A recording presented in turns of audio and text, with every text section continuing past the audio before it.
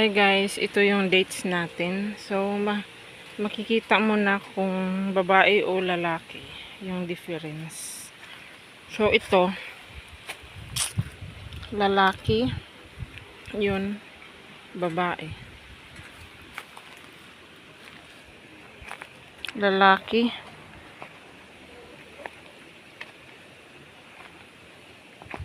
ito, babae. Lalaki.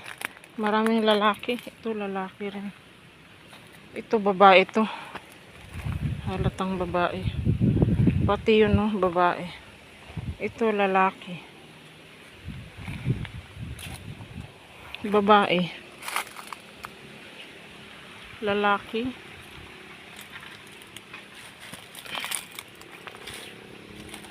So, anong palatandaan ng babae at lalaki? Yung babae guys, mas kunti yung dahon. Hindi makapal. Tingnan nyo to. Kunti lang yung dahon niya compared sa lalaki na marami.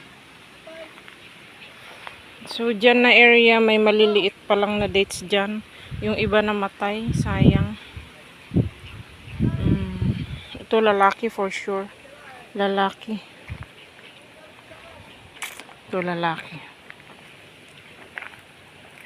Yun, babae yun. Sigurado babae yun.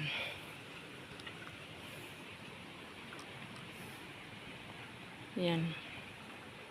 Ito, hindi ko pa maano kung babae lalaki, pero parang babae.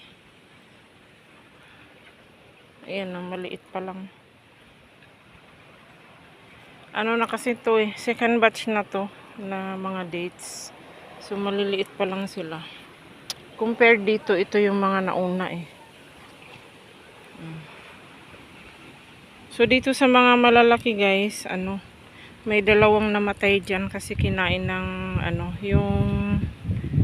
yung rhinoceros, yung parang beetle.